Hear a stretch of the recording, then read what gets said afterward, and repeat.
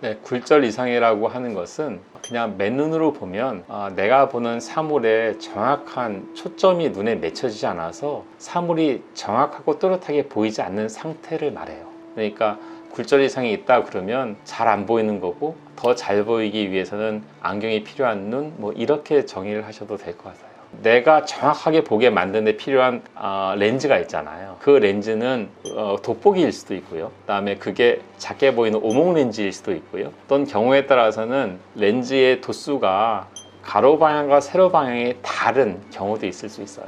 이 빨간색 렌즈는 마이너스5라고 써 있는데, 마이너스라는 뜻은 이 렌즈를 통해서 보면 물체가 작게 보인다는 뜻입니다. 오목 렌즈라는 뜻이고요.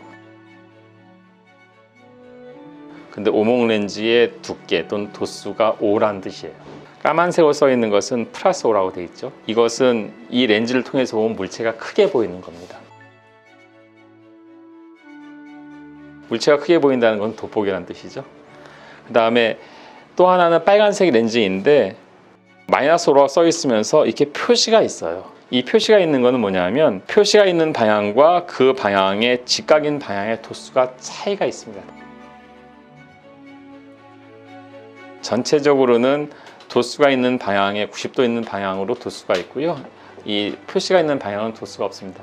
결국 이 렌즈는 렌즈의 방향에 따라서 도수가 다르다는 걸 의미해요. 그래서 만약에 제가 플러스 5디옵터인 렌즈를 대고 물체를 볼 때 제일 선명하게 잘 볼 수 있다면, 저는 플러스 5디옵터의 렌즈가 필요한 눈이죠. 돋보기의 렌즈가 필요한 눈은 원시입니다. 그러면 저는 원시고, 원시의 도수는 5라는 뜻이 돼요. 빨간색 렌즈, 마이너스 5인 렌즈를 대고 봤을 때 제일 선명하게 보인다, 그러면 오목 렌즈고요. 오목 렌즈를 대고 보는 게 제일 잘 보이는 사람은 근시입니다. 그러면 나는 근시인데 근시의 도수가 5가 되겠죠. 마이너스 5라고 되어 있는 것 중에서 제가 이렇게 선이 그어져 있는 렌즈를 끼고 보는 게 제일 잘 보인다, 그러면 저는 5디옵터의 난시를 갖고 있는 거고요. 그렇다면 내 눈은 가로 방향과 세로 방향의 도수의 차이가 5라는 뜻이 돼요. 그래서 이 굴절 이상이 있을 때는 이렇게 근시, 난시, 원시 세 가지 종류가 있고요. 각각의 상태에서 필요한 렌즈의 종류의 차이가 있는 것을 가지고 저희가 이걸 분류를 이렇게 하고 있습니다. 선천적인 상태로 나올 수도 있고요, 후천적으로 생길 수도 있습니다. 근데 근시는 태어날 때부터 근시일 수도 있지만, 대부분의 근시는 성장하면서 생기는 게 대부분인 것 같아요.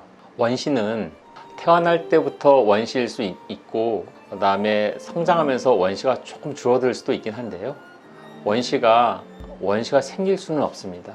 원시는 눈의 길이가 정상보다 작다는 뜻이고, 근시는 눈의 크기가 정상보다 크다는 것을 의미해요. 원시가 없다는 것은 눈의 길이가 정상이라는 뜻이겠네요. 그렇죠? 원시가 심해졌다는 뜻, 없던 게 생겼다는 것은 눈의 크기가 정상보다 더 작아졌다는 뜻이에요.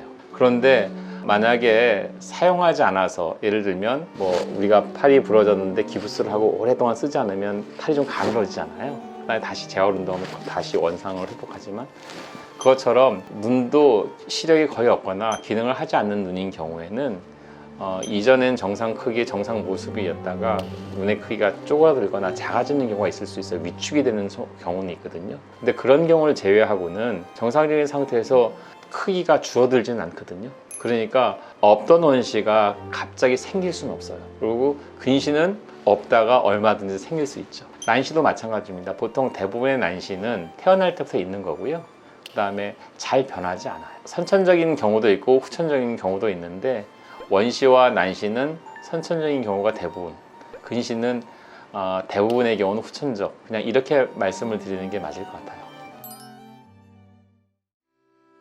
굴절 이상은 증상이 심할 수도 있고요, 아니면 사실 약체 다른 질환과 연관될 수도 있는데, 소아 연령에서 사실 중요한 것은 굴절 이상이 있는데 모든 아이들이 증상을 호소하지 않는다는 거예요.